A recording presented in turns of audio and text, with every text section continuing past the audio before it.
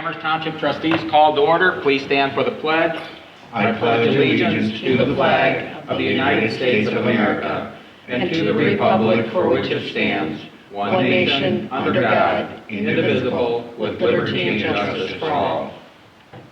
Abraham? Here. Lynch? Here. Keurig? Yes. And Kish is here. Okay.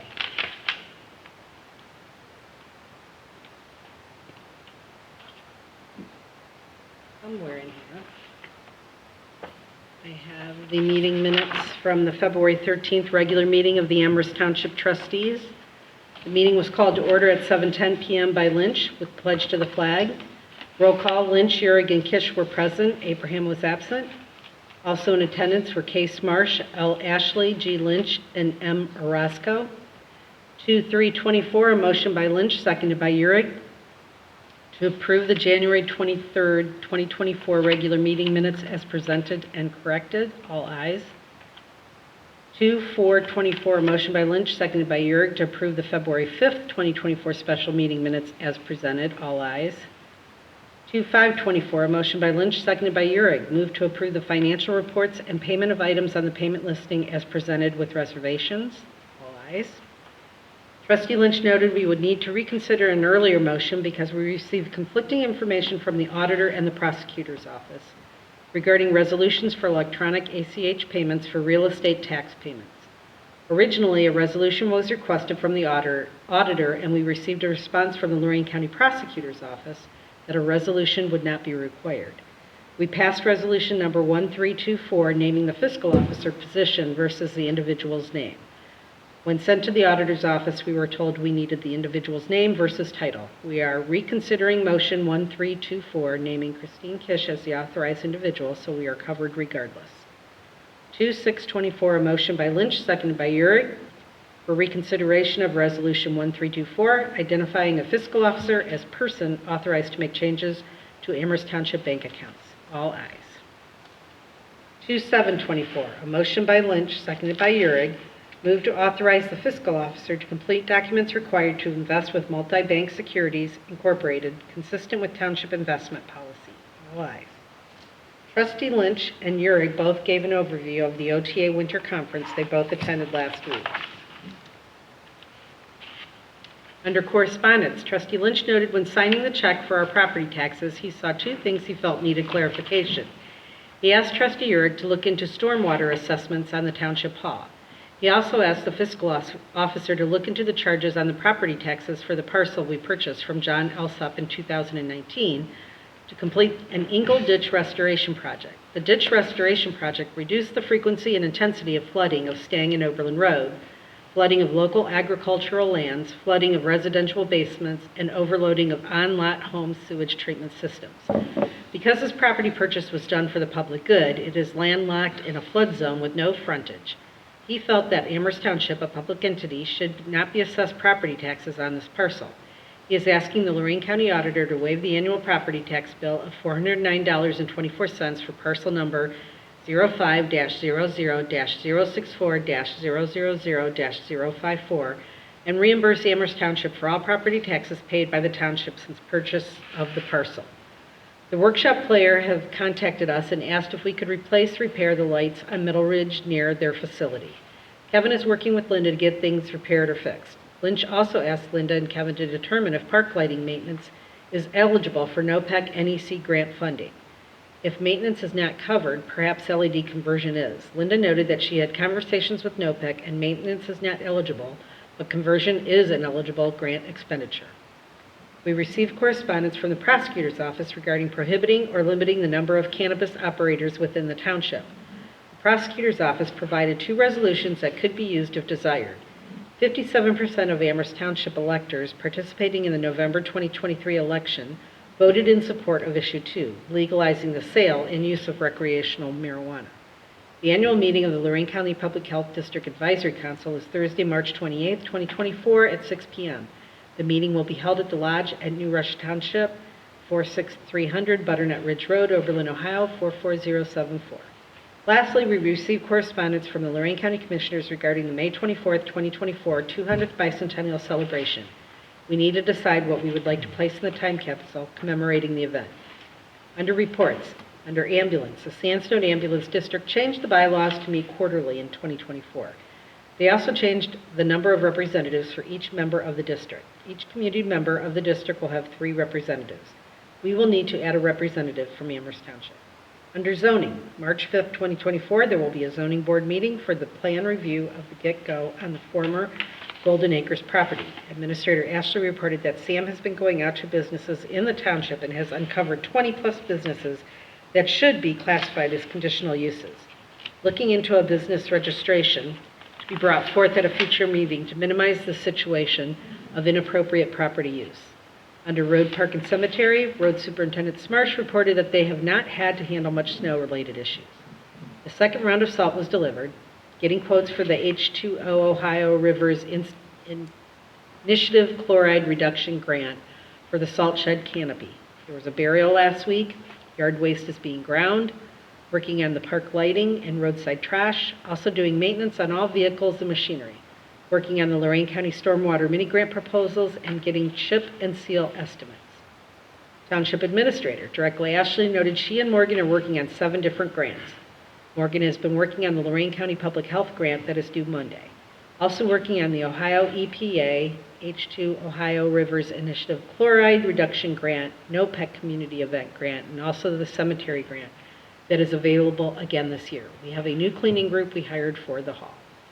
2824, a motion by Lynch, seconded by Urick, authorization of applications for Lorain County Stormwater District Mini Grant Financial Assistance for storm sewer system restoration and reduction of erosion and sediment. All ayes. Under complaints, they are being handled by the designated individual.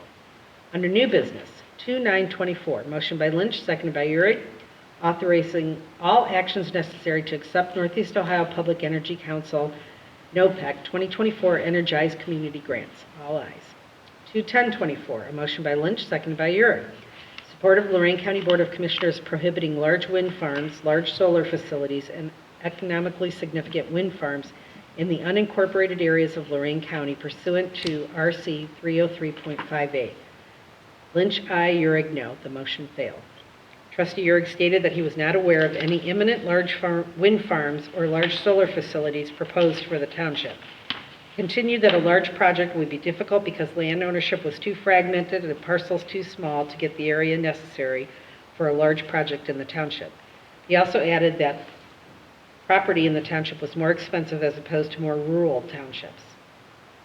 Plus, much of the township had access to water and sewer, making the property more desirable for other uses.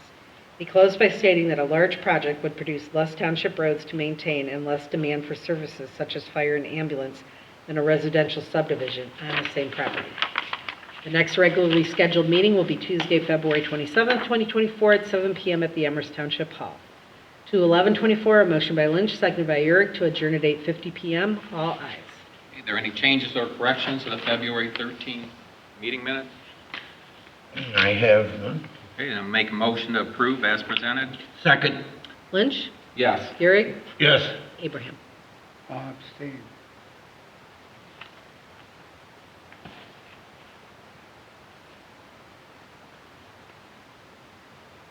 Okey-dokey. Financial reports. You've got the payment listing in front of you.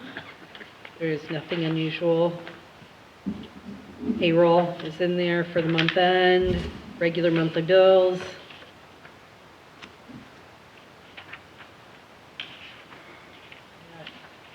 Hopefully, if we're lucky next month, we'll receive the property tax money. We should. Let me see what I got. That what we got in gasoline tax. Do you recall if that's? I'm showing that it 1 month was or 2 3 months? months, but I'm guessing that that is December, January. It's got to be December, January. I don't think we would have gotten. That's a multiple month. That's not a single month. Correct. We received a payment on 1/2. We received a payment on 2/12, and then just deposited one on 2/26.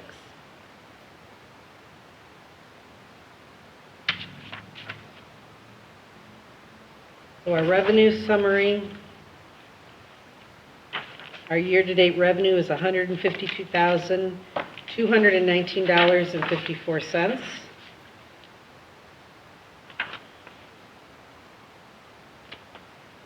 And our year-to-date expenditures are $171,845.25. Any other questions on the financials? And I'm going to make a motion, Chris, to approve the financial reports and the payments of items on the payment listing with reservation. Second. Lynch? Yes. Euring?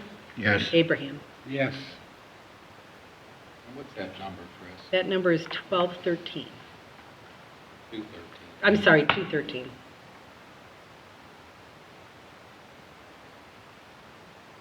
the credit card statement, you've got all the receipts are Yep. shown here.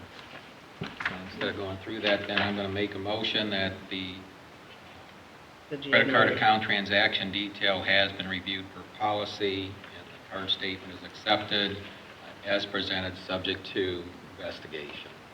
Second. Lynch? Yes. Euring? Yes. Abraham? Yes. The only thing that I have, it's really not, well, it is financials. I'll be completing the 2024 permanent appropriations, and you'll have that for the March 12th meeting. And I just wanted to let you know that I did turn in the envelope for the 200th bicentennial time capsule.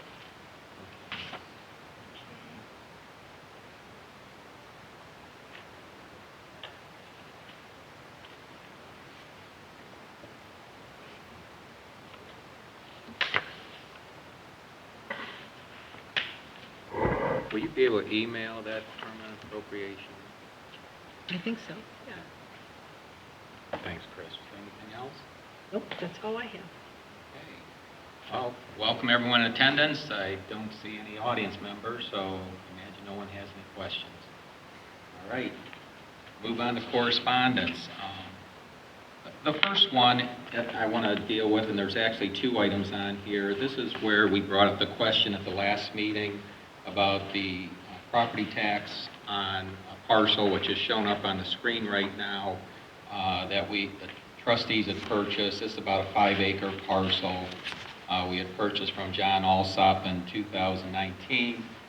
Since that's only for the public good, we don't believe we should be paying taxes on that.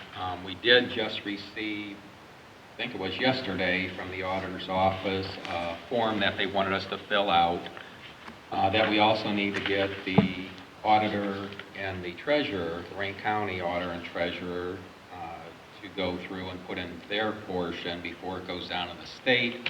I don't really expect any objections. This is an Amherst exempted village school district. But essentially, we'll be getting rid of that property tax, which is over $400 a year, so we're not talking a huge amount. But we're also asking for a rebate of what we had in the past, so roughly that'd be about $2,000 up to this point. And then avoid making the property tax payment all along. So we'll actually address that one first. There is a resolution here, and this will actually be per section 5709.10 of the Ohio Revised Code, since that property is strictly for a public purpose. You can see it's landlocked, it's in a flood zone. The only reason we purchased this was the purchase at $18,000 was much lower than putting in the $46,000 piping and head walls that the county engineer had specified originally, since the previous property owner wanted to have access. He had property on both sides of the ditch, and he wanted access to it so he could use it for agriculture and continue to use it for agriculture. So we did reach an agreement as far as buying it, since it saved the township money there, and then we didn't have to worry about getting that crossing over the ditch. But the form, which is a DTE 23 form, Chris, I filled this all out. I put it down, though, as you as the actual signer of the form, and it requires that we provide a copy of the deed. Chris did give me a folder tonight, and we'll search through that before I leave to see if the deed's in there, but I expect it is. And we pretty much got to get it to the auditor and the treasurer. I don't know if they cycle that through the county or if we actually have to stand in front of them and get them to sign this. I did verify when it was originally conveyed, we didn't pay any conveyance fee because it was purchased for, public good. That's the only reason we have this here, so that the county can come through there with the stormwater district and do their bare minimum annual maintenance. I think they're talking about doing that every other year now, as far as making sure that they don't get the larger trees growing back up there and can keep any obstructions removed from the ditch so we don't get the water back up on the streets or in people's homes there and some of the ag area. So I think the only thing we need to add on here with this form is a copy of the deed. So I'm gonna make the motion that the real property tax exemption and remission for permanent parcel number 05-00-064-000-054 pursuant to Ohio Revised Code 5709.10, and that the Chairman Neil Lynch shall complete the DTE 23 form requesting property tax exemption and remission for the permanent parcel number. I just gave the number. The Amherst Township Board of Trustees Fiscal Officer Christine Kish is authorized to sign and complete the DTE 23 form and provide a copy of the property deed. The fiscal officer or an individual she designates shall have the Lorraine County Auditor and Treasurer complete pages 3 and 4 of DTE 23 form, and the fiscal officer or her designate are authorized to make any corrections or changes to the Form DT 23 requested by the auditor or the treasurer in order to ensure the subject parcel obtains exemptions from taxes. The rest is boilerplate. Now, let me explain. Chris, I put that in there because you know how it is. We go to them and then there's something more they need or something they want to change. This way we don't have to come back and forth and wait for another meeting. Okay. So that's my motion. Second. Or any other discussion? Lynch, Yes? Euring, Yes. Abraham. Yes. The number on that, Chris? That is 215. That was 15? 215-24. What was it again? 215-24. That. Okay, and the second parcel is actually the parcel that our township hall sits on, and that one was assigned to David. David, did you want to cover where we were looking for some sort of credit for these, without having to pay the stormwater fee, since we put in our own detention basin and filtering and controlling the amount and quality, improving the quality of the water that's dispensed from here? Just in speaking with Don Romankic, there's, again, a form that needs to be filled out and apply for an exemption every year, all or part of it. But there's another form, and he forwarded a form to us. I don't know if you received that or I did, and copy, yeah. but another form that has to be filled out. Yeah. The only thing I included in here was the one page from Lorraine County Stormwater Management District credits manual, because there's two items that'll need to be filled out. David, if you can follow up on that, you may have to work with the county engineer, because it goes through the calculations for the stormwater, both volume and then what you're doing to make sure that you get the any sediment out of it or anything else that's there. Don was asking about plans for that specific item, specific retention basin, and thought that they'd be in with plans for the addition. When we did the addition, we should have done that. Yeah, well, if you can just follow up and get whatever's necessary, because there's two items that will result in credit. One is reducing the impact of stormwater, either quantity or quality, okay? and the other is reducing the stormwater cost of service, Lorraine County Stormwater District, by performing the activities on accepted properties. Well, obviously, there's no cost to them right now. The township paid it all and continues to pay it all. There will also be, when I was reading through this, they want an annual report that it's continuing to operate as expected. And what I'm hoping, when you have your discussion with Don, so this doesn't become a maintenance issue as far as administration paperwork, that we also file an annual stormwater report that gets turned into the EPA. And typically Kevin and Linda take care of most of that.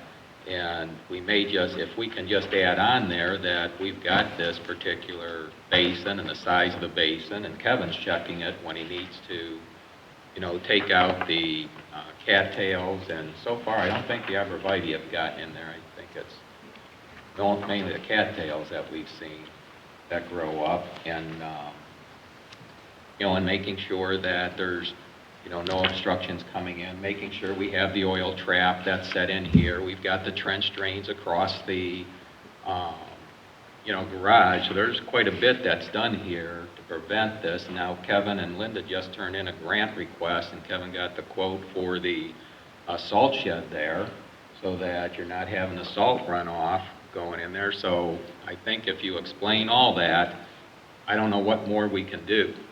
And but the reality is, if you can get those forms completed, David, so that we can get a credit on this, and preferably a credit from the time the addition was put in place. So we'd be going back till at least 2009.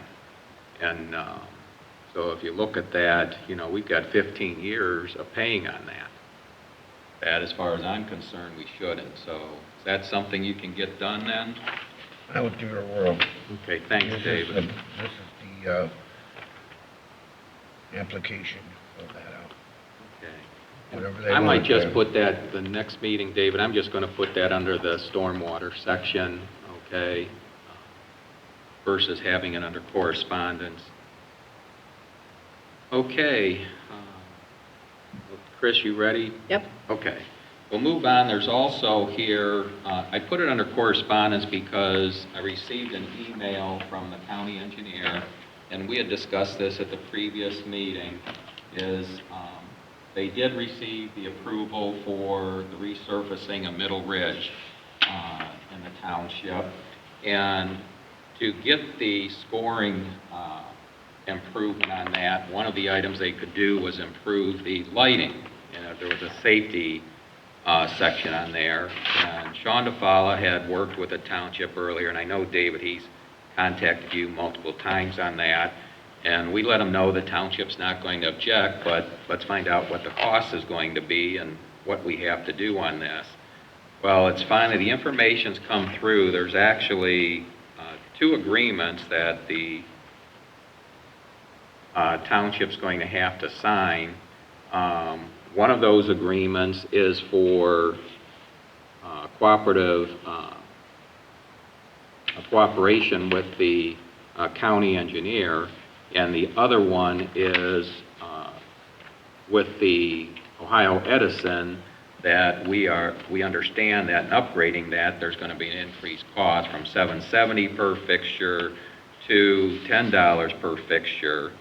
And Ohio Edison has this approved through the PUCO based on a LED,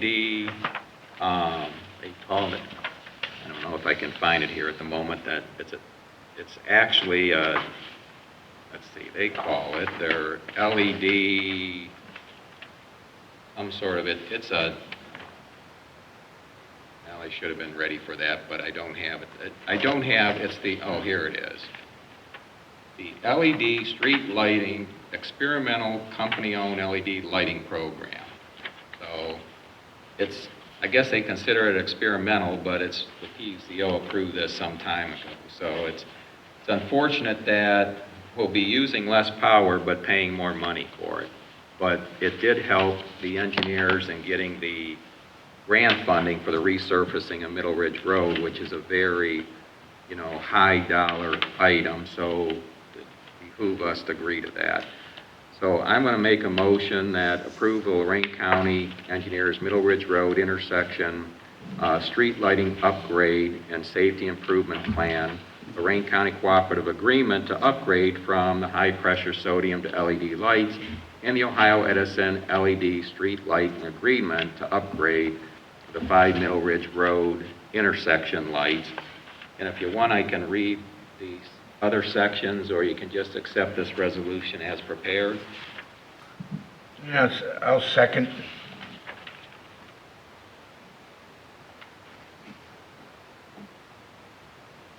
Any other discussion? Nope, nope.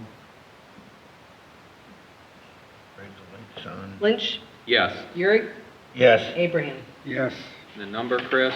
That is 216. 216. Yep, 24. yep.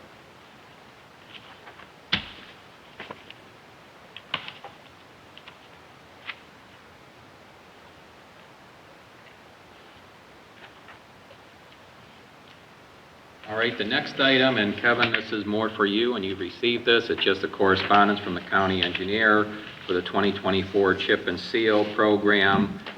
The real key is the resolutions due to the county engineer by April 1st.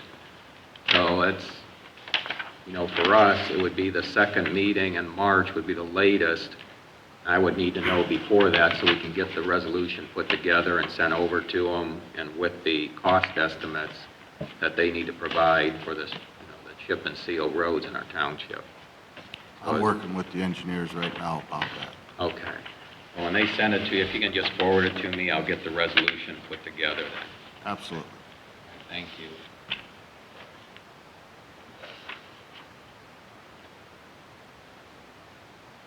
Okay, and I don't have a copy here. We discussed at the last meeting. Denny, this came through an email that the Lorraine County Public Health District Advisory Committee meeting is at 6 o'clock, March 28th at New Russia Township Lodge. Okay. What is that? That's the Public Health District Advisory Committee. Oh, You've been on it before. I mean, they've had it at different places. I'm not going to be able to make that. I can tell you that right now. Okay. What is that date? March 28th. Thursday.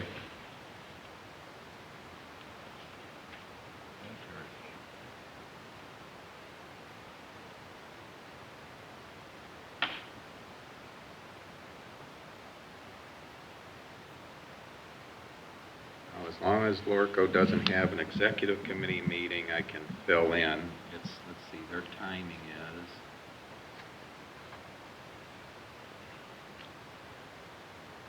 O'clock. Executive committee, it's at 7, and how long they are. So I'll try and be there. Okay, I can't be there.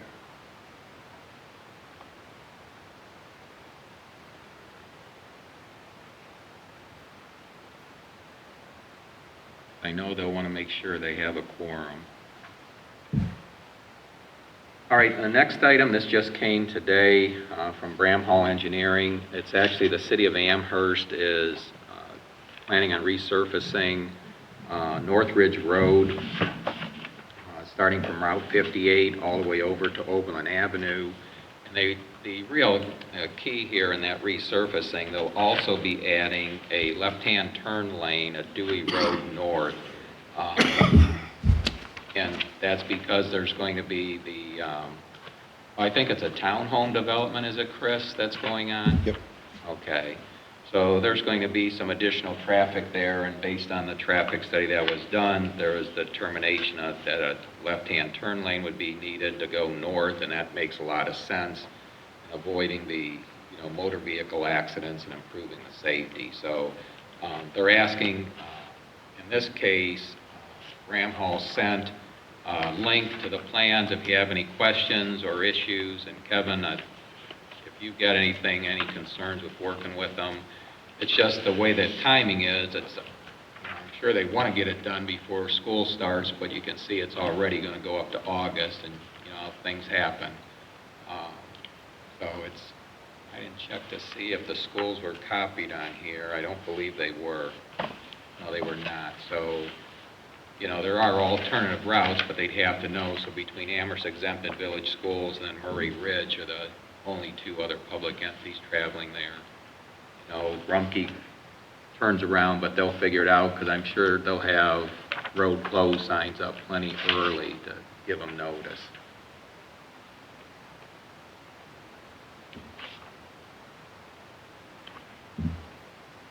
Right, that's it that I have for correspondence and announcements. Did you have any, David? Nothing at this time. Okay, Denny? No, nothing.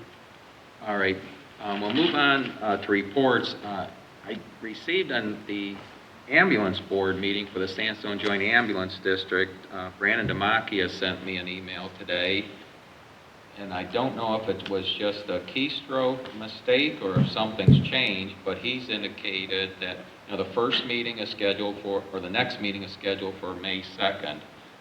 But we had it before, they were all going to be at 4 o'clock. Brandon's email says 2, so I'm going to have to figure that out. But the two of us would both be there, Denny, and we need to get a third person. You know, and I'd even prefer if we got, other than 2 trustees, if we had 2 other residents on there. But to keep things going so they have a quorum, you should plan on being there on May 2nd. Just got to find out what time that is. And I'll reply to Brandon and, you know, just to see, hey, did this time change for some reason? I suspect, though, it was just a typo, but I'll check on that.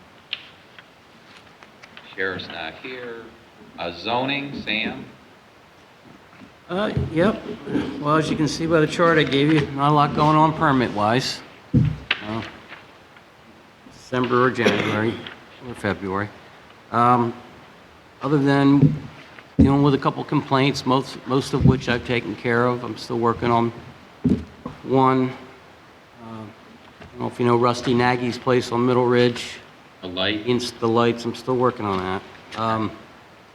I have a couple properties on 113 I'm trying to get cleaned up. At the corner of 113 and Oberlin. I'm sure you all know that house. Mm-hmm. Working with that gentleman. Okay. Other than that, I'm pretty quiet. Unless you guys have questions. Okay, well, good. Probably just with the complaints, just occasionally touch base with the complainant, let them know. Yeah, I just talked to her yesterday, Monday, whatever. Yeah, yeah, I am. That's why I was just talking to Kevin. I need like another opinion. It's so. I need a second opinion. Yeah. We'll get it figured out. Yeah. So both of them have been very patient, both residents. So Okay, not a big deal.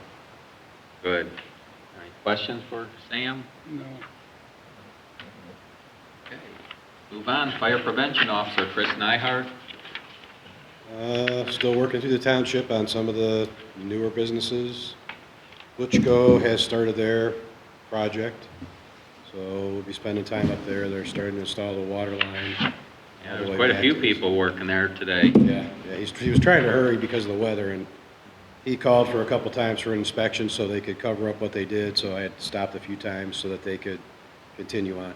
He's trying to get it covered. They thought it was going to rain this morning, and he got lucky and Yeah, made it all the way through the day, so they actually got quite a bit installed today. yeah, it was difficult to tell if all the vehicles there, if they were Butchko employees or the workers, but their Yeah. lot was pretty full.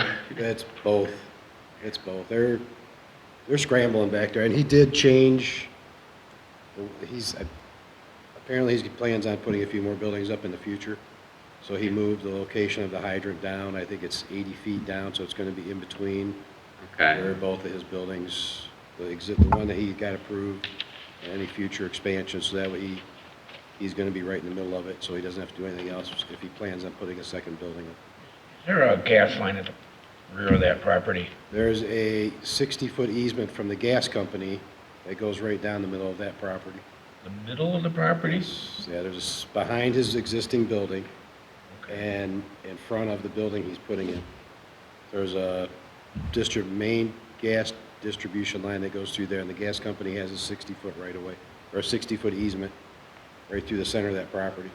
I know that was one of the issues before about him paving the road. Right, Why he didn't want to pave it, because if the gas company came in and they needed to get there, they'd have to tear up all the asphalt that had to go in there. yeah, and that gas line was shown on the plans that he presented at the site plan review, David.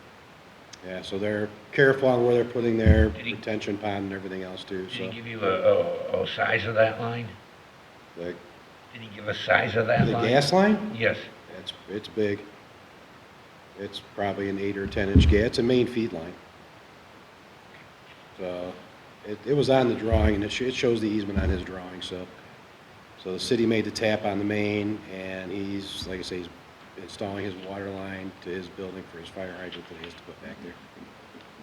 And is there anything on the, I mean, the business registration thing is a good idea by, Sam and Linda to kind of try to keep track of the businesses in and out of the township. I mean, I think the only way they get caught now, or they're found out now, is if we're out doing inspections and we, this year it was this, next year it's something else. I mean, I think that would be beneficial for the zoning to keep up with what's there. I mean, if they have these papers already printed out, or if they have the form, I can take them and hand them out when we go to the inspection and say, here, you need to fill this out, and you get back to the zoning inspector to make sure that you fall within whatever the zoning requirements are. Let's see, Chris, I know Linda's off this week on vacation, but I know that her and Georgianne and Sam are having this discussion on these, and they've already been in contact with the prosecutor. More, you heard it in the minutes from our last meeting in terms of the number that really should be conditional use that aren't, because, businesses change. You don't even realize somebody's moved out and somebody new's moved in, or the existing business is expanded in what they're using their property for. So, and, I'm sure you're running the same thing in the city on that. Yep, we do. Well, that's why we're trying to get a hold of it that way, because the way businesses change constantly. We have, I think I'm up to 30 now that should be, have a conditional use permit. We have 148, I believe, businesses, and only 20 of them have certificates of occupancy. So by using that registration for them to start here and also let all the building owners know that that's required, we can then guide them to the building inspector to get their certificate of occupancy, which has to then be approved by him. We should be doing all that, and we've got all these businesses with nothing, and it's state required, by the way. Well, and that's where I'm expecting between you and the coordination with Linda, Chris, Tom Horseman, or Jan, you come up with a process, but again, keep it simple so Yeah. that it's very efficient, and doesn't become an administrative nightmare, because you see what we've got in terms of personnel. And then you got to keep in mind, and you still being relatively new, you know what it's like when there's a changeover in personnel. The more complex it gets, the more difficult it is as you have that succession management. Yeah, I've already had Chris and I talk all the time. I've had conversations with Tom Horseman, so we're all on the same page. Okay, yeah, once you get it put together, you can direct us, hey, Okay. this is what we think is the best and most straightforward process without, creating a bureaucratic nightmare. Okay. Sorry, I didn't mean to cut you off. That's all right. And it's food truck season. Food truck people, get your license, pay for your registration, get your inspection before you can operate or open in the township. And I believe those applications are available online still. Yep, So- they are, and I'm not sure, I know Chris, Georgianne's working on the next newsletter. I don't know if she said there's a lot to put in, if she's got room for that one. Now would be the time, because there's certain things now she's trying to get that this should be in every year, and what's the best newsletter to put it in. And, okay, so that'll be the reminder, but, that's just going to be for the residents will see it, the businesses that are here. You know how it is, people come from outside the township. They always call and ask, or if I see them set up, I ask them if they have their, did you register and get your, inspection? And if they tell, a lot of the businesses now will call and ask if this food truck is licensed through the township or through the city. And it makes it a lot easier. If I tell them no, they won't let them on their property to sell until they actually get what's required. Okay. So being that form's online, it makes it a lot easier because the city does the same thing. They can fill it out online and send it and make their payment, and then it's just a matter of scheduling their inspection. Okay. So, but like I say, if you're in the township, if you want to set up in the township, make sure you have a current inspection and a current sticker in your truck. Yep. That's it. All right, thanks, Chris. Are there any questions, No. Chris? All right. Move on, roads, parks, and cemeteries, Superintendent Marsh. Okay, I don't have nothing real fun to talk about. We've been on potholes, regular township maintenance. We are just about complete with all the services of the equipment, and a couple of things buttoning up, as in the mini grant, just waiting on the okay for that to get that back rolling. Then we had a little bit of work to do at the cemetery, got that taken care of, and Friday before Linda left, I had talked to her again about the out of the normal work that could be done for that grant money, and we kind of complete agreements that I'm going to go ahead and get the estimates, and then we'll keep that ball rolling for that. Okay, great. And Yeah, then we'll be in line with a whole bunch of other people competing for that, but it's, every little bit helps. Sure. Worked on the park lights for the trail. Seen it tonight. Every other one is on. It's basically a temporary lighting until we can get this turned over here, which obviously you have the resolution set up for this, which would be good because Bill said that he could get this rolling real quickly, like Oh, once we got the okay. okay. I seen tonight that there was something going on at the players' workshop, so at least they do have some type of lighting that's going down. I'm into glad that you track. got it. Yeah, I'll try and follow up. And do you have the number of Cliff, or if not, I'll call him and let him know what's going on. If it was in that email, I still have it. Yeah, it was. Do you want to call him, or you want me to call I can call him. him? Okay, Yeah, I'll just tell him what's going on. okay, great, Kevin. Other than that, that's about it, just regular maintenance. Any questions for Kevin? Oh, you know what? I've been on that, I told you before about that chip and seal deal. Right.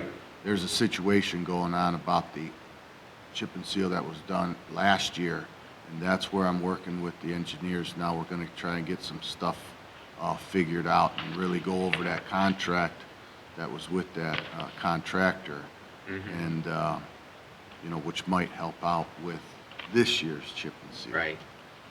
We talked about that, but we're in the middle of that. We're getting that taken care of. Yeah, and just for the other trustees, what Kevin's referring to is just the long-term quality of that particular reliability of what was done last year. And, it's one of those things that looked good when it was put down, but didn't last real long. And it's caused some other issues. So I know Kevin had indicated he's even looking at getting a street sweeper down there early because of the mess that's down there. But, okay, there is, I'm going to start out, let's see, it's, make sure I stay in order. This is under roads. Kevin did get the quote for the 2024 Mack truck, fully outfitted for snow plowing with the dump vehicle, so this will be a complete truck. It is at the ODOT bid spec. Kevin, I assume they're still holding this price, which was actually the 2023 price. I saw ODOT has the 2024 bid was sent out. They received things back. They've made awards. They've got signed agreements, but I couldn't find the price on their website. They used to put the full, what everybody sent in. I don't know if they've discontinued that, so you can't see what the actual bids were. So I couldn't see what 2024 was, but as long as they're holding this price, I'm sure 2024's, the new bid, which will be the next truck, is going to be higher than this one. Sure. But in any case, The total cost on this is $216,270.25. Morgan, can you have there it is, the spreadsheet that's up there, and this is in your packet as part of this resolution. What we're looking at is how to fund this truck, because obviously we're not going to make that payment all in one payment here, which should, be half of our, more than half of the road revenues that come in. But let me first, before we go too far, is I am going to make the motion that Amherst Township Board of Trustees Chairman Neil Lynch, Road Superintendent Kevin Smarsh, or Township Administrator Linda Ashley is authorized to sign all necessary documents to acquire a 2024 Mack GR42F truck with Glen Hill snowplow package from R&R Truck Sales of Akron, Ohio, with the options identified in the attached quotation at an acquisition cost of $216,270.25. To preserve cash flow, the Amherst Township Board of Trustees Chairman Neil Lynch, Road Superintendent Kevin Smarsh, or Township Administrator Linda Ashley is authorized to enter into a lease purchase agreement for up to 7 years, such terms being substantially similar or better than the attached lease purchase proposal provided by R&R Truck Sales. The Amherst Township Fiscal Officer shall ensure sufficient funds are available and appropriated annually from authorized accounts to pay the lease purchase amounts for the specified equipment. The truck shall be titled in the name of Amherst Township Board of Trustees, and the Board of Trustees shall take ownership at the end of the lease. The Township Administrator shall take all actions required to ensure the truck is included in the Township's insurance package, and the rest is boilerplate. So just to get it on the floor, that'll be my motion. I'll second it.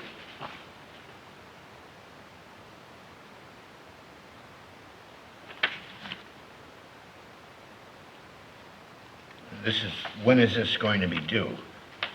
Well, and that's what I want to discuss, When we take David. possession of the truck, or is this going to have to be a payment put down ahead of time, or? That's a good question, and that's what I'm going to discuss. We've gotten 2 quotes for a lease purchase. One from R&R Truck Sales, which is in here in your packet. The other one, I want to get the right name on them. There's one. Is Republic First National. They both gave slightly different terms. Obviously, we can get more. That's why the resolution's written, to give the flexibility if we get a better term than what we see here, to go with something better. And so the difference is, in R&R Truck Sales, our initial quote from them we received on 6/21/23, and I show the 3 options for to compare apples to apples between R&R Truck Sales and Republic for 3, 5, and 7-year terms. Well, when we contacted R&R Trucking on February 21st, 2024, and I don't recall if Kevin or Linda got a hold of them, but they've actually, we were hoping rates would be lower, but rates actually went up. So the current quote from R&R Trucking, they expect the first payment to be at closing of the lease. So the first payment would be $77,111.28 when we sign the paper. Whereas Republic First National, the first payment is due in February of 2025 if we agree to go to it now, and they let flexibility in that we could make it a year after we sign the lease. So that's what the trustees have to decide, and I'm looking to Chris too, as far as what we've got in available funds, what we can foresee in other projects, and we've got our 2024 budget we'll finalize in the second meeting in March, is which direction we want to go, and do we just leave it where this gives Linda and Kevin that flexibility if they get something better. They would need to know, though, do we want to make the first payment upon signing the agreement, or do we want to do it a year after we receive it? So if you look at this, if you just compare the proposal from R&R Trucking on February 21st versus the one from Republic First National, which came in February also, you can see that R&R Trucking, the annual payment would be 77 for a 7-year lease would be $37,026.76. Because you make that first payment up front, the total interest after 7 years would be $42,917.07. Now, to compare it to Republic First National, you see their interest rate, if you want to consider that, is lower at 5.75% versus R&R is 6.43. But the differential is you're making no payment till a year after you have the vehicle. So if you did that a year later, you can see that your payments would be $38,447.54, resulting in a total interest over the term of $52,862.52. So you'd be paying almost $10,000, a little less than $10,000 in interest over a 10-year period. The difference is you delay that first payment a year. Okay, so you're getting a lower interest, but when you look at it essentially over the term, you'll end up paying more interest on it, if that makes sense. Because, you know, you take that first payment of $37,000 if you went with R&R Truck Sales right off the top, so you're actually paying a higher interest rate on a lower amount that you're actually financing through the lease.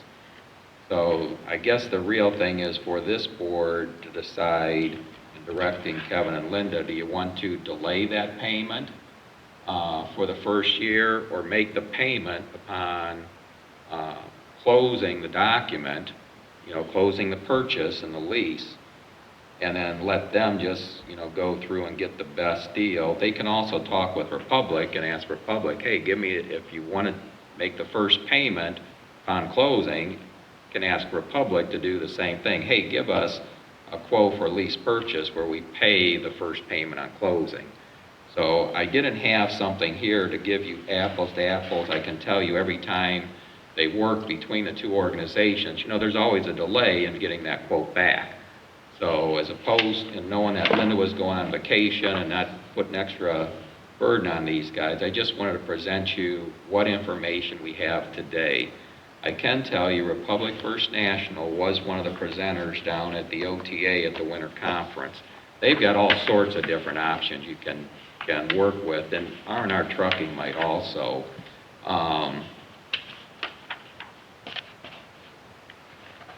It's just a matter of leaving it open, where let Linda and Kevin go through and decide it. Just set up the guardrails for them. Okay?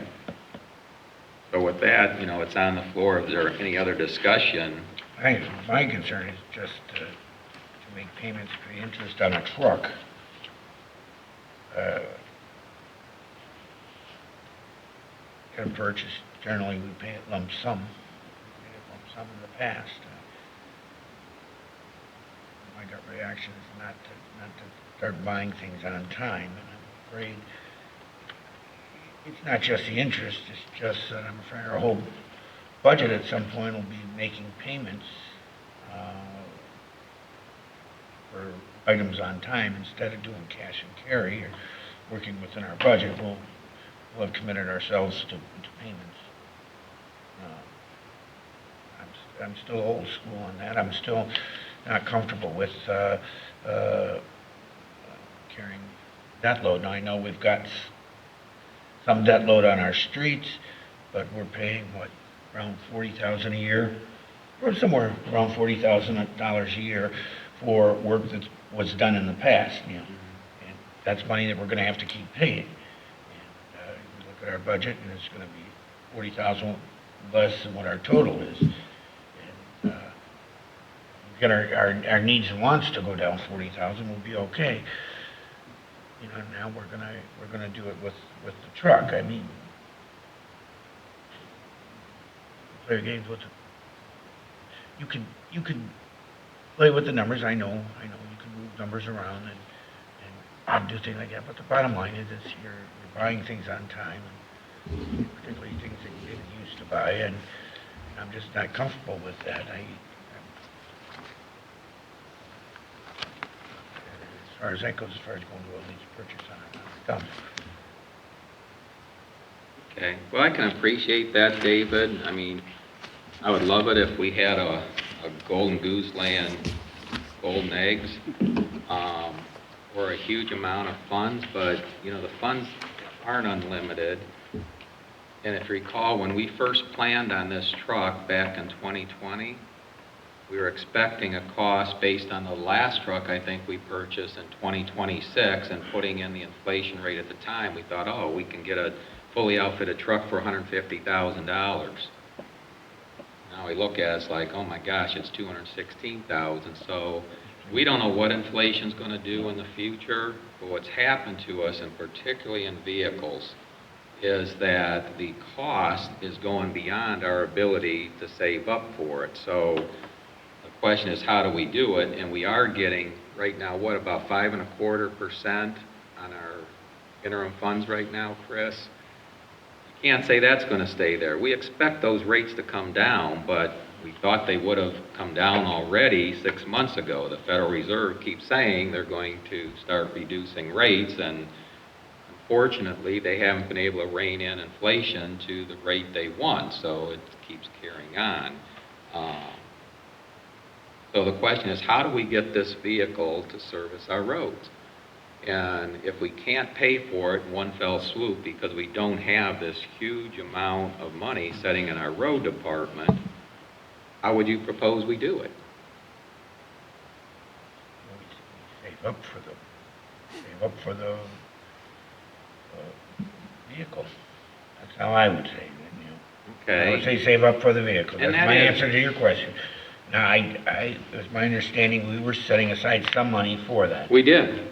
We are- And that's where we could make the first payment up front, which lowers the overall interest, or do we delay it? That's why I'm saying to give guardrails so that Linda and Kevin can make a decision, don't have to keep coming when we have a meeting or hold a special meeting, and all the time these financial numbers keep changing. Here they've got two quotes. They can go through and see how can they get this better with the different options and discussing it with at least these two. There's others out there, but the vehicle is going to come at the ODOT bid spec. The soonest, if we get this vehicle purchased today, the soonest we'll get it is August.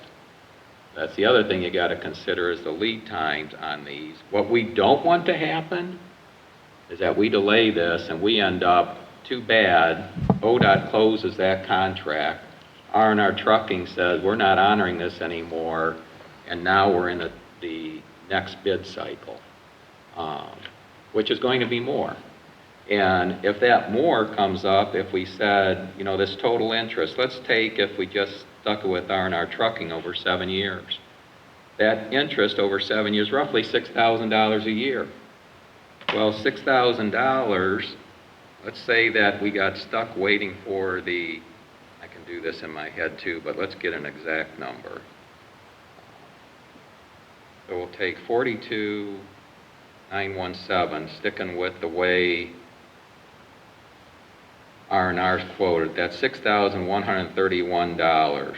If you divide that by that total cost they've got, is 216, and since they throw in the documentation fee, assuming that stays the same, that's only a 2.8% increase. You think the truck in the next bid cycle is going to be less than the 2.8% increase? Probably not, right? So if we wait a year, we already, essentially we paid that interest, more than that interest. So, you know, I don't see where we go ahead and keep delaying this with the expectation we're going to, quote, save up the money.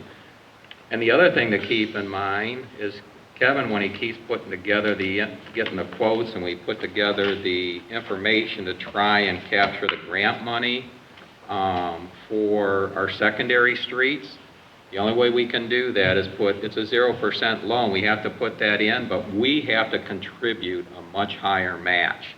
You know, we're going up almost 50% match on that, and guess what? We won another grant because we did that. But you have to have the money to match. If we put it all in the truck, we're not getting any of those grants, which now we're paying 100% of that. Well, if we just got a grant for a $50,000 project in our subdivision roads, and if we got 50% of that was grants, so that's $25,000, I take that $25,000, I'd much rather have that money and pay this interest because it's offset. But if I don't have the money to make those matches, we're not even in the game to get those grant dollars, which are all a result of what our residents are paying on, call it issue 1, issue 2, whichever issue you want to refer to, that the voters approved. So, you know, I understand, I wish we had this large amount of cash and it's always going to be there and we're comfortable, but I'm more comfortable when I see that there's a good carryover balance and you have flexibility for when those emergency repairs come in. Like Kevin, you've had the underwashing of roads, you've had buckling of roads. What do you do when there's an emergency? And it's like, well, we spent all the money, we don't have money for an emergency, because those items, guess what, we can't borrow on. What do we do? I'm looking for an answer, David. What would you do? Budget out, we keep something ahead for that. So you're keeping ahead for We the always emergency. have. All right, well, that's We my always question. have, If you yeah. spend it all to buy the truck today, now you don't have anything in reserve and the emergency comes up, what do? Where do you get the money from? We're spending it all. I don't think we're spending it all. All right. Well, But- it's just, I presented... I understand what you're saying, you know. I just... However, you know, it still gets back to what I said, this idea that You know, what we're is it doing you things want to do? on You credit, want to on buy the time. truck? Well, we're going to get the Well, truck. we need a truck, we're gonna have to get a truck sooner or later, Denny. We're gonna have Okay. to. The question is how and by what means. Okay. That's what we're arguing. There's no question whether or not we're gonna get a truck. The question is how we're gonna pay for it. Well, and we're fortunately in equipment, we're good because between the CARES money and the ARPA money, we got the small pickup, we got a backhoe, and we had the other truck, we had the dump repaired. And now the two were eligible because in the CARES, and the one for because of the stormwater and whatnot, and keeping employees separated. The other one was because with the ARPA funds, not upon initial distribution, but later, if you received under 10 million, obviously we didn't even receive $1 million, we could use that for pretty much open. So, you know, the one thing we don't have is this particular truck, and that's why if you look at, we still have funding that's there that we normally wouldn't have, only because of the dollars, and it's really the ARPA dollars, because we had to spend all those CARES down. But had we not had those, David, we wouldn't have the funding we have. I really don't want to get to the point where we get too tight on this. You know, and I've been here before and sat in this chair before we put this addition on. I remember a fiscal officer saying, with our employees sitting there, we got to lay somebody off. And I remember the road superintendent at the time, where that was a pretty ugly meeting. Because when you say lay somebody off, they look around, there's only 2 full-time employees. They're in the road department. And I don't see you going out to get a CDL to take care of roads.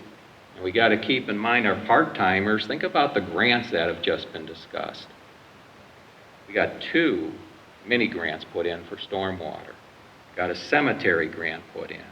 We got an EPA Okay, let's... Ohio put in. We've got the Lorraine County Public Health Grant put in. Who's going to write those grants without those part-timers? You know, so I understand. I wish we had all that money too, but My preference is that we go with the lease purchase, and I want it to be, I would prefer the 7 years as opposed to 3 or 5 year. Again, with the still giving Kevin and Linda the flexibility if they can get a better deal than what's showing here, and that 7 years with R&R Trucking is just a little over 37,000. With First National, it's a little over 38,000. But this isn't an apples-to-apples comparison, because one is paying the first payment up front, the other one is paying the first payment a year from now. So we really need to have an apples-to-apples comparison if between these two, which direction we go. Okay? So if there's no other discussion, okay, roll call, Chris? Lynch, Yes. Abraham, Yes. Uri. No. And the number on that, Chris?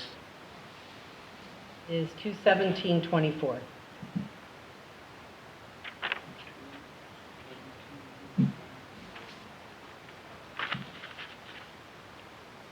Okay, and Kevin, you can confirm with R&R to make sure we get locked in at that price, and then you can work between whether you do it yourself or wait till Linda comes back to see if there's a better deal.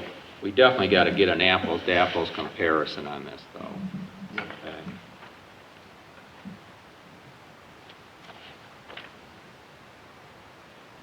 And David, I just want to give you a heads up in the future, the $1.3 million tanker truck we're going to have to purchase, I'm going to be asking for a lease purchase on that, but in that one, we do have the money.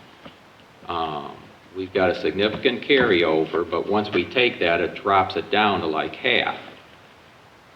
The concern is that we're right now, what we pay out for fire and EMS versus what comes in, we're treading water, and that's fine. You know, it goes up and down because we pay per service. We just paid our second installment to Life Care for the ambulance, so that's something we didn't have to pay before. But we're not committing as far as to that lease purchase yet, which we're getting that through Sourcewell, where it was quoted, the Pierce truck. But it was recommended by First Republic that you delay it. Again, everybody expecting rates to come down, so we don't want to lock in early. Yeah. Well, I hope it does. I'm hoping the Fed does what they say they're going to do. You know, so that's where we have time on that, because that was a 38-month lead time. And I don't know if I'd have to look at it if we're 6 or 7, I mean, we're 6 or 7 months at least into that already. It's not slated for production yet, I don't think so. Okay, For another so, couple of years. yeah, so we might wait, you know, if we go with the lease purchase, but we do have the money to pay for that. If you pay it up front, though, what's going to happen is we're going to dig into that carryover faster, and we have to make sure we go back to the voters to get a new levy of increased funds, so we don't get to the point where we can't pay for fire and EMS service. So, you know, not that eventually you won't have to ask the voters, but you push that out many years. Okay, and it might be beyond our lifetime if we do it that way. And we never go with a lease that's going to be beyond the useful life of the vehicle. And we're not even close with this. Okay, we'll move on to, looks like,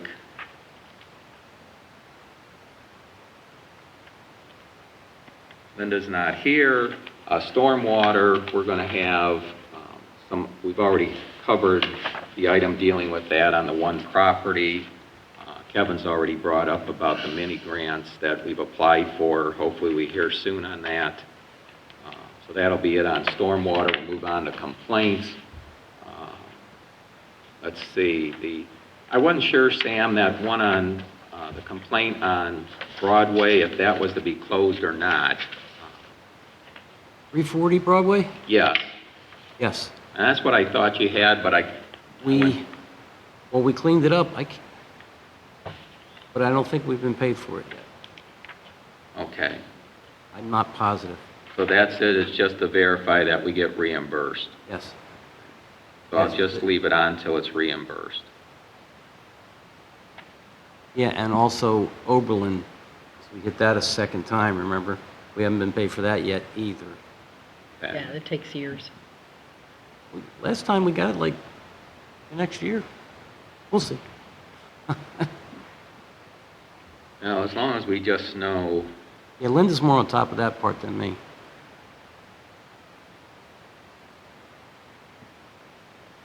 yeah, we just need to make sure that that process follows through with the Yeah. auditor and treasurer, but okay. The bad odor one's on hold till the summer.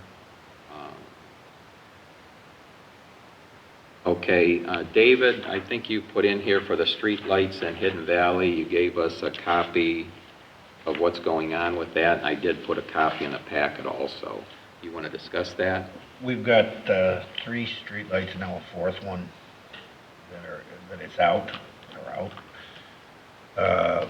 And 3 lights we've been working on. We've been working on actually since last June, and very frustrating.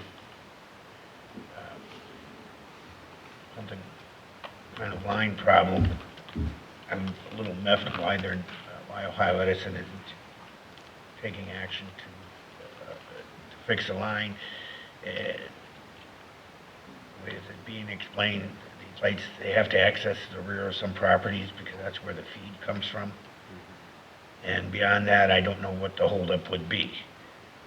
So I will be meeting with Mr. Caceros and a lineman sometime next week, and we're going to look at these lights and see what the problem is, and see what it's going to take to get them fixed. I'm very upset. That's been 8 months now. Those lights have been out. I can understand sometimes you have to wait, but it's not a major project. It's a street light, and it can take 8 months to get them fixed. We've been paying on that, and that's 3 lights, 8 months. That's 24 months of service. 2 years on 1 light, if you sort of think of it that way. Paying for a light for 2 years that you didn't get any use out of, that's not right. So that's where we're at right now. Okay. And on that one. Yeah, and just, And David, maybe you did I get the think also- voicemail. Nick called me this afternoon. He said he left you a voicemail that he wants to set up a meeting between you, Oh, he, yeah, and that's the what I said line we did. supervisor. We did. Okay, so you've got that set up. That's what I just said. All right, the way he explained it to me, it's not just the access to the rear yard, that they didn't want to do it right now because of the softness of the ground, getting their equipment in, and they are going to probably have to dig things up, so there'll be one unhappy resident where those come through. But you'll get I don't know any details beyond that. He just asked that I mention it to you so that, he was hoping to get a call back and setting up that meeting, but it sounds like you already did that then. Yeah. Okay. Yeah, that was probably right shortly after noon. Okay, the next one, the park trail lights. Kevin mentioned that, but Kevin did get a quote here to replace all of those lights and lamp posts to LED lamps, which will be covered by the NOPEC grant. So you've got that inside. So I'm going to make a motion for conversion of the 10 Amherst Township Middle Ridge Road park lights from 150-watt metal halide to LED lighting. And this is the Township Road Superintendent or Administrator authorized to award the metal halide lamp and post two LED conversion project to Butchko Electric as specified in the attached quote of $9,500, plus any wiring and control work on a time and material basis if required, and with prior authorization by the Township Road Superintendent or Administrator. The road superintendent or administrator shall request an energy savings cost estimate from Butchko and shall select LED correlated color, temperature, and post color. So leaving that up to you, Kevin. I assume guys, we probably don't want the white post. It's probably going to be either the black or the bronze, and the black's what we have today. I'll second. All right, now we're either west, okay. I have a question. Yep, You mentioned the Moore grant. Do you want me to? only if there's any left over. This is eligible for the Moore grant? We haven't applied for the 2024 Moore grant, so that's Okay. $500 more. Oh, yes, it's Okay. eligible, and that's why that's put in there, so you have that flexibility, because this is directly for safety. Okay, And, I will do that. I thought that might have gotten used up for the township OTA. That was 2023 that I Okay. used that for. Yep. Any other questions? Okay, then roll call, Chris? Lynch? Yes. Euring? Yes. Abraham? Yes. The number on that, Chris? 12-18-24. Okay.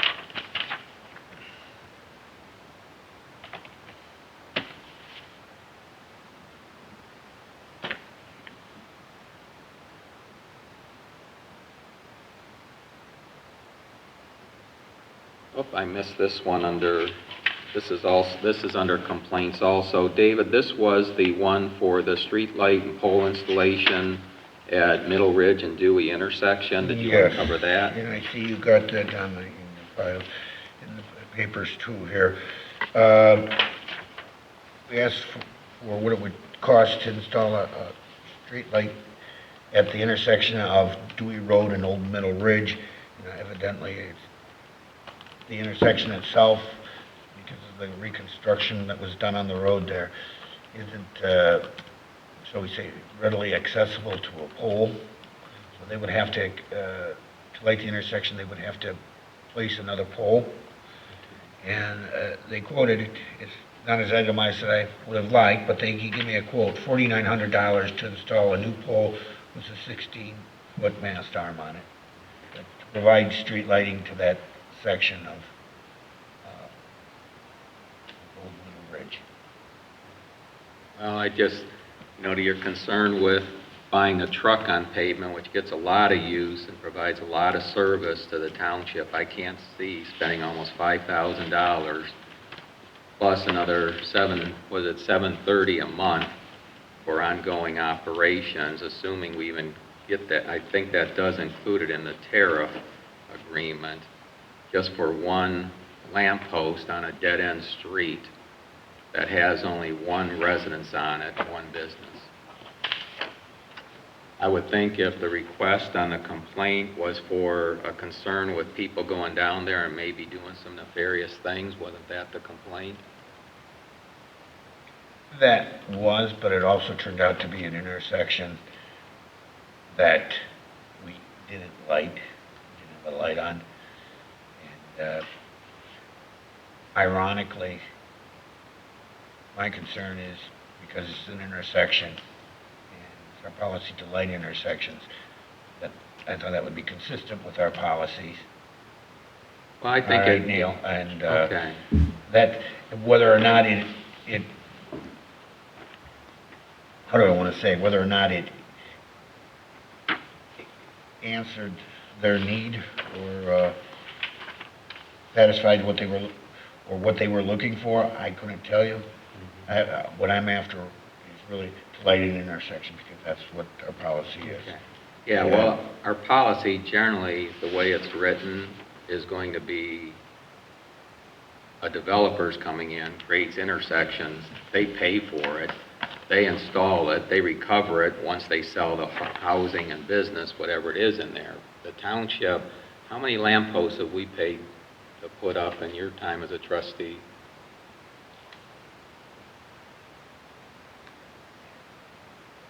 Remember There were one? several lights at some new intersections. No, We that were the going township around with paid Hidden for? Valley, yeah. The township paid for I the remember- installation?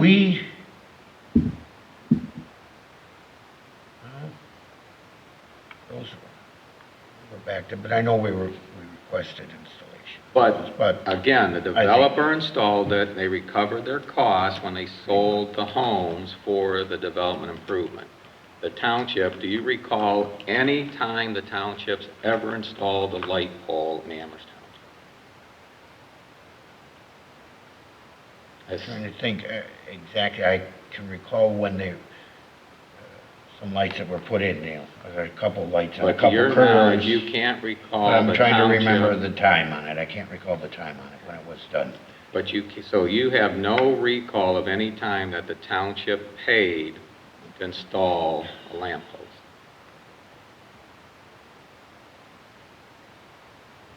About lamp posts done in the park. I'm trying to think anything on a road. At an intersection? On the roads, because this is, again, you said this is our policy for roads. So you can't recall any, and you've been a trustee at least 40 years? Okay, so I think in 40 years, if we've never done it, and again, We with the haven't done it. limited traffic, when you do this, you do it for safety, trying to prevent motor vehicle accidents. There's only one residence there, that's the one that asked for this, for their security, because they're worried about people coming down and doing something odd. That resident already has security cameras up. If they want additional lighting, I would recommend that they put up their own security light, just like every other resident around here does. And I don't see that getting moved, justifying a $5,000 expenditure. Now, if this resident, since you've got to talk with them about this complaint, is willing to maybe pay for it, then we can put it up to meet his safety request. Okay, but I'm not supportive of this. I mean, you can, if you and Denny want to overrule me, that's fine. Okay. Well, do you want me to keep this one open, or you want me to close it? Probably just respond back to Okay. the person just for closure, but if we're not going to come to a consensus on the street light, then it's not going to get done. I mean, Okay. it says 2 to 1, and it's just not going to get Well, done. just- I don't think it's a waste of money, Neil. Part of our policy, and Well, if that's I our think- policy, we've got to go down and start putting in street lights. Our policy now says every 300 feet. We don't have every 300 feet today. that's for new construction. Talking about, Okay. that we- All right, well, you're going to get back to the resident. as far as that, All right, and if the resident wants to come up to the township, they can, but just let them know, I'm not going to authorize $5,000 cost to install one lamp post for one residence. Okay? keep in mind that installing a post there is for an intersection, whether or not it's for that resident or not, whether or not that will help the resident in the way that resident. How many motor Ask- vehicle accidents have we had there? Don't know. At that intersection, Here's our fire prevention officer, which they Anything go out down on there? when there's... Dewey and Old Middle Ridge? Yeah. So we'll be putting up a light, spending money with no real return. It's not improving safety, it's not preventing accidents, so just to meet a policy thing, I think we've talked enough about it. 40 years and still don't have the money for a Let's truck. see. And Sam's already talked about the one with the glare on Middle Ridge, he's working on that. Move on, solid waste, David, anything? I have nothing new to add there. Okay. NOPEC, I know there's been emails sent out as far as for the new grant cycle, but Linda and Kevin are already on top of that. We had the one already going through here for the energized community. I think the email was in regards to the event sponsorship. But we've got that taken care of. Okay, so we're down to new business. Some of these items are still on hold. Particularly some of it, Sam, I just have it as a placeholder where you've talked about site plan reviews and variance hearing, cost recovery, and what to do there. But we do have a new resolution under new business. I'll make this motion first just to get it on the floor.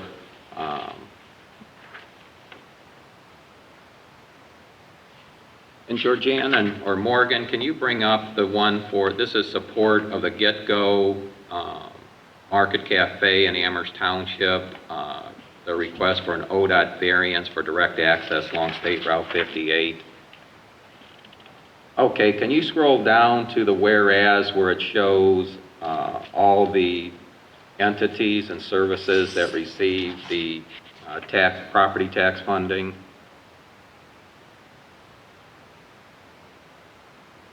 Keep going. There it is.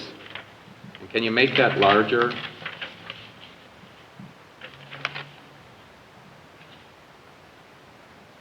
You can probably even go bigger. Okay. All right. The motion is that the Amherst Township Board of Trustees supports full movement, direct access along State Route 58 directly across the street from the Rite Aid full access State Route 58 Drive, consistent with the City of Amherst Township Joint Economic Development Agreement for the proposed Get Go Cafe and Market to be located on permanent parcel number 05-00-000-106-016 and 05-00-042-106-017. The Amherst Township Board of Trustee Chairperson Neil Lynch is authorized to sign a letter of support for full movement direct access along State Route 58 for the proposed Get Go Cafe and Market, such letter being substantially similar to the attached letter. Copies of the letter shall be provided District 13 State Senator Nathan Manning and District 53 State Rep. Joe Miller. The rest is all boilerplate, so that'll be my motion to bring it on the floor for discussion. I'll second it.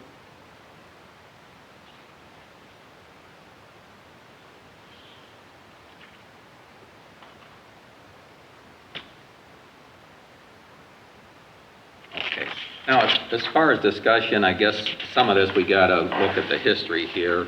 Is Get Go is purchasing just under 5.7 acres there of the old Golden Acres property. So it's just the property that is fronting 58, a portion of North Ridge. So there's another over 30 acres there with two 5-acre parcels fronting Dewey Road, the 20-acre parcel in the middle being the what's affectionately known as the sledding hill, and then the wooded area that goes down the ravine there for the east branch of Beaver Creek. Giant Eagles proposed the construction of a Get Go Cafe in 2015 only on the northern parcel right at the intersection of State Route 58 and North Ridge, which was a 3.5-acre parcel. But they decided not to purchase that property and construct the Get Go because ODOT wouldn't allow access onto 58. But in 2015, ODOT did tell them if you got the second parcel and moved your drive access all the way to the south on 58, they would go ahead and allow the full access. But Giant Eagle, who has it incorporated, just walked away from it. Well, now they've come back. I don't know I think what's probably really helped is the county taking down the Golden Acres building. You know, with that particular building in 2018, you remember the Lorraine County Board of Commissioners at the time proposed rehabbing the old Golden Acres nursing home and putting up an opioid rehabilitation center. But the voters overwhelmingly turned that down. It was going to be called Recovery One. That was at $4.4 million in that issue. So that being the case, the county was back to, now what do we do? We've already spent quite a bit of money in the roofing upgrades. We're still getting water issues. The decision was they tried to give it away. I know that, to give it all to the Metro Parks. Metro Parks wouldn't have it, particularly knowing they would have been stuck with that building that had asbestos issues and the lead-based paint issues. So the decision was, with the cost of maintenance of that building and what it would take for the upgrade, is the county finally decided to tear that building down. Well, now we've got Get Go comes in, they see with this cleared out, they've decided to get both parcels and move their drive about 390 feet south of the intersection of State Route 58 and North Ridge, and lo and behold, they go to ODOT, and ODOT now said, well, regulations have changed. So now they're saying they won't allow full access, but they do mention there's a variance process that Giant Eagle can go through to get that intersection, full access to that intersection. What I can tell you is the senior real estate development person for Giant Eagle said that it's most probable if they don't get that access, they're going to walk. And the issue is, it's not just them. I would have preferred, and I've said it before, I would have preferred medical, financial, some other type of business there that is lower traffic, more appealing, but you know, in this case, they've gone from what was originally proposed as just a service station to the overall market, which is more than what they were proposing back in 2015.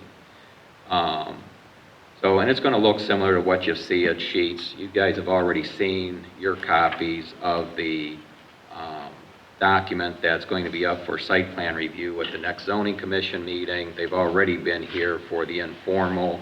They've made adjustments that we've requested at the informal meeting. Quite a bit of screening being put in there in terms of landscape screening, being sensitive to the city of Amherst residents that'll be to the south. So you look at this, I'd ask for a financial analysis from Giant Eagle. They did send me for what their property improvement will be, both in terms of all of the excavation that they've got to do and bring the utilities in, which was just around, I believe that was either, I think it was $3 million. Let me get this actual number here.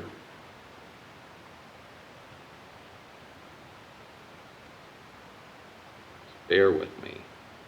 Okay. For the site work and just the building, $3.6 million. But then when they add all the fueling equipment, furniture, underground here is another $3 million. So you're talking about a $6.6 million improvement in property taxes. You know how many property taxes we get out of that right now today? Zero. None. It's owned by the county. Well, let's look at this. That $6.6 million doesn't include what that property value will be, and I don't know what that particular corner is going to amount to. I don't know those terms because Giant Eagle is having all that discussion with the Lorraine County Port Authority, which is the current owner of the property. But we know the largest benefactor of this is going to be Amherst Exempted Village School District with those property taxes. So it's going to go from 0 to, you know, you take that percentage for that particular improvement of $6 million, you're probably talking about $9,000 a year at roughly 1.5%. Again, there's the underlying property value too. I don't know what that is. But you've got Lorraine County Joint Vocational, Amherst Township. You know, we know when it used to be the old folks' home, that was one of our biggest expense areas. Chris, you know how many times the fire department had to run out there, and we paid every single time there was a fire run, and most of them were actually not legit. They were just false alarms getting pulled. Because, you know, people get unstable, and that was something on the wall they could grab. Lorraine County Public Health, Lorraine County Metro Parks, Children's Services, Lorraine County Community College, 9/11, Lorraine County Developmental Disabilities, TB Clinic, Mental Health, Anti-Drug, Criminal Justice System, obviously Lorraine County General Fund and Bond Retirement. So there's a lot of entities that will now see some tax revenue where they don't see any today. This being in the JED with the city of Amherst, there will be income tax. They haven't provided that information.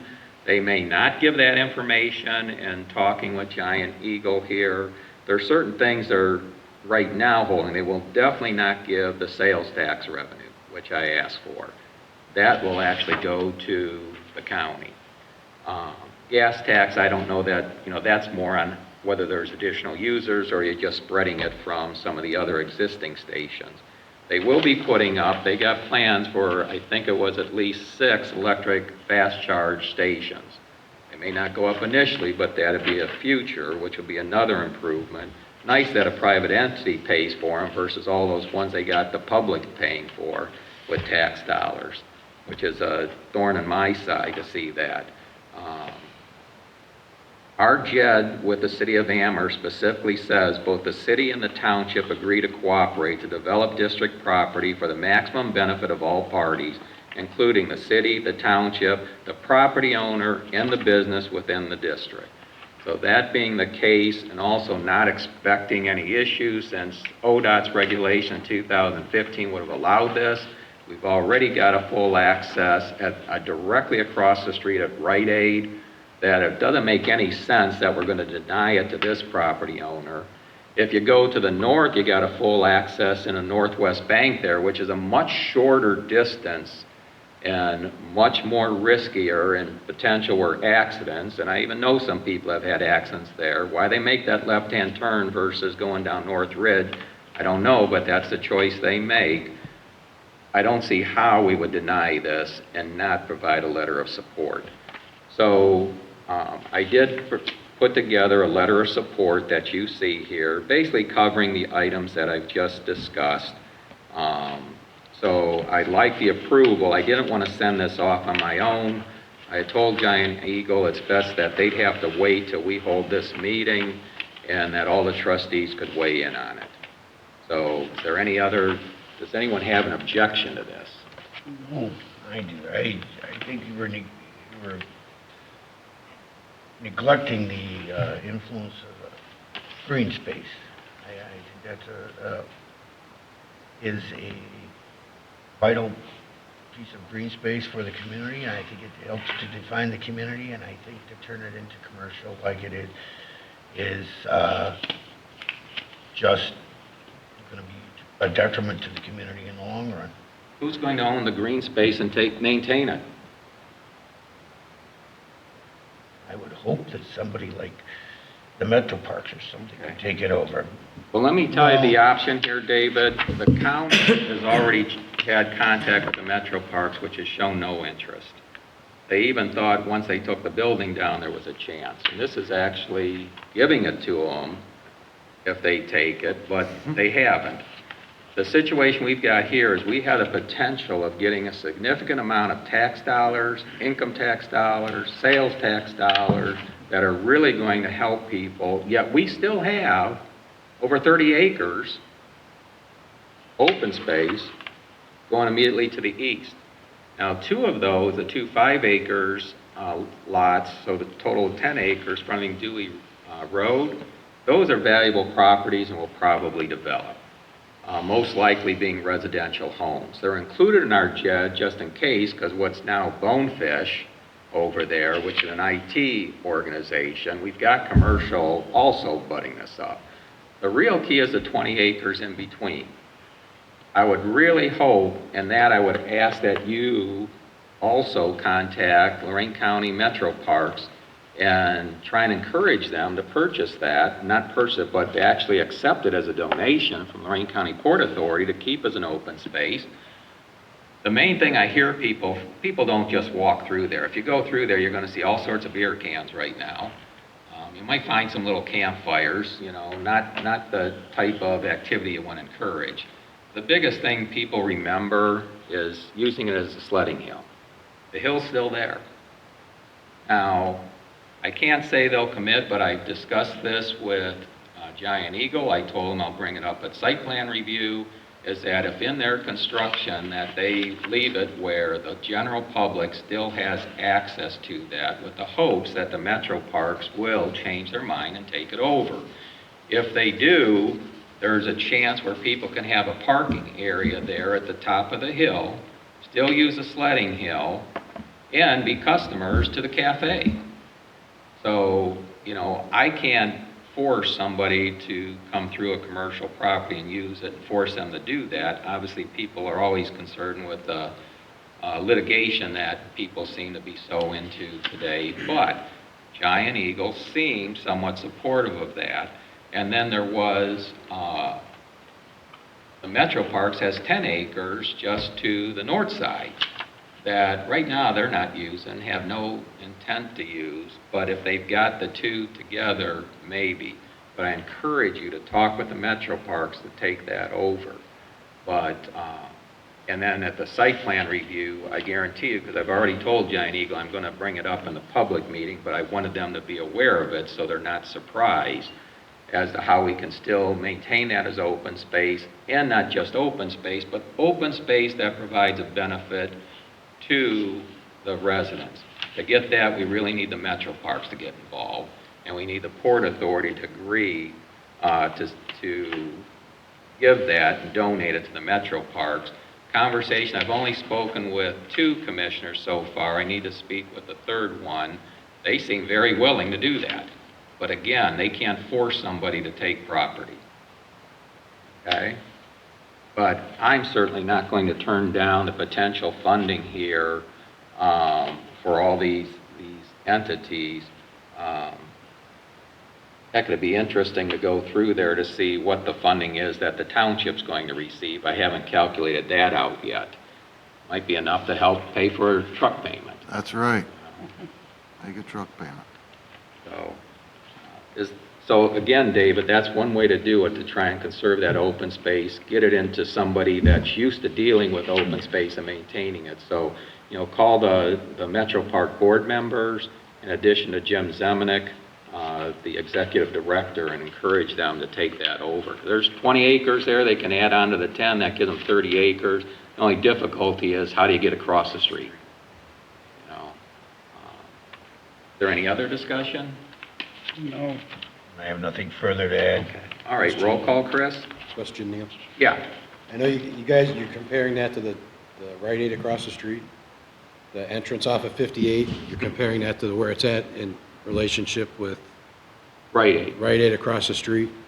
So tomorrow, we have a planning commission meeting in the city where they're going to grant another business on 58. They're going to have 1 or 2 entrances in directly off Route 58. So in the past, what they've done is the main entrance that goes in, you can go in off of 58, but only from one lane. And when you go back out, it's a right turn only, and they have to post the signs. And it seems like ODOT kind of, gives into that a little bit more. I don't know where they're at with this design, but there are quite a few more comparables than just that one, so. Yeah, and that's one of the options, but I know Giant Eagle one's full where they can Right. make All the way left-hand through. turns in, and, I can understand it, and how do we say no to that when there's the business on the corner directly opposite Right. that has it? So, what you're doing is devaluing the interest in that property. And, when you check the distance, that's a good distance. I didn't put it out in terms of time, assuming people are driving the right speed, but we've already got turn lanes there. There's plenty of area to bank up the turn lanes, and if we don't do that, that'll take some of the traffic coming in, but what happens is you're going to overload the intersection on North Ridge there as far as the parking length that you have there. So you know how that is. Now you're sitting there waiting to exit, backing them up because I've got no place to go, unless I turn right. I'm stuck. So yeah, there are options, but it's just a matter of, the county's been trying to sell this property for an awful long time. And so far, the big restriction has been access. And when ODOT was going to approve it, now basically they moved the goalpost. So it's, I appreciate that. And I did, by the way, take the plans over to Mayor Coslow so he'd see them. He has requested a change, which I've already communicated to Giant Eagle. And so again, so they're not surprised, and that's to get privacy fence, if you will, for the resident that immediately to the south that fronts 58. So because the way the drive is, the headlights at night will be hitting his house. So this way, they currently have landscaping there, but to put that up, the headlights aren't going to hit his house at all. Right? And when you see the plans, if you have, I think you've already got a copy, right? you can see they've gone overboard as far as the landscaping there. To me, they might even be able to move where they're mounding it. They might even be able to move that to the south, because I think they're restricting themselves, and I'd hate to see the landscaping taken down and then replanted in the future if they put a car wash in. I know people are, on social media saying there's a car wash. There's no plans at this point, but since they've got to buy that overall property, which they did to move the access in, is now what do? You've got this excess property, and, can they put it to some viable business use? And that's what they're looking at. But they have not committed to that yet. Okay. All right, Chris, roll call? Lynch? Yes. Abraham? Yes. Urick? No. And the number on that, Chris? 121924. 21924. Wow, I am stuck on 12. You're moving this year right along. 21924.